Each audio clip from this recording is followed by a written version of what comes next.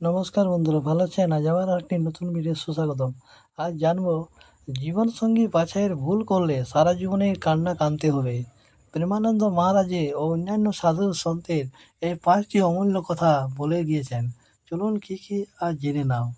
প্রেমের সময় সবাই রাজপুত্র রাজকন্যা, বিয়ের 2 বছর পরে ঝগড়া, অশান্তি, ডিভোর্স।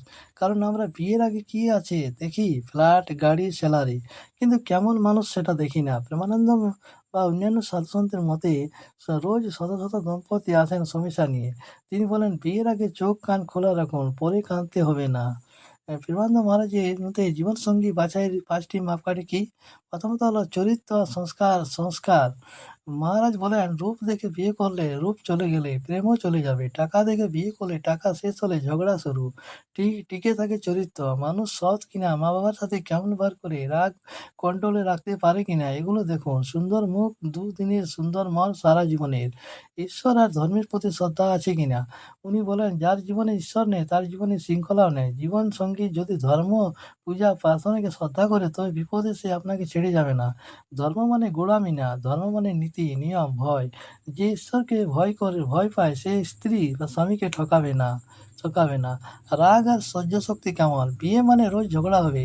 যে মানুষটা সামান্য কথায় রেগে যায়, গালাগাল দেয়, হাত তোলে, সে সারা জীবনে সাথী হতে পারে না।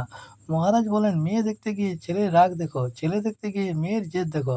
সহ্য শক্তি যার বেশি, সংসার সেই টেকায়।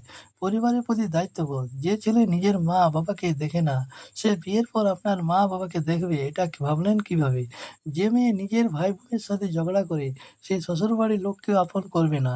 পরিবারকে যে সম্মান দেয় সেই সংসারী হয়।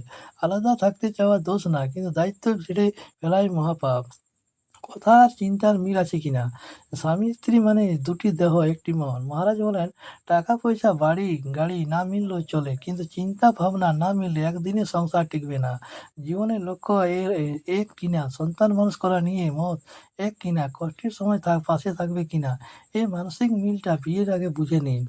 প্রেমানন্দ মহারাজের মতে শেষ শেষ মতে যে বুঝিয়েছেন যে একটাই কথা, বিয়ে হলো দুটি আত্মার মিলন, দুটি দেহের চুক্তি না। বিয়ের বিজ্ঞাপন দেখে নয়, চরিত্র দেখে পছন্দ করুন। তাড়াহুড়ো করবেন না, 2-3 মাস মিশুন, পরিবারকে জানুন, তারপর সিদ্ধান্ত নিন। প্রত্যেক মানুষ আলাদা, কারো কারো অন্ধভাবে না মেনে নিজের বুদ্ধি, পরিবারের মত আর প্রয়োজনে কাউন্সিলিংয়ের পরামর্শ নিয়ে সিদ্ধান্ত নিন। বিয়ের মতো বড় সিদ্ধান্ত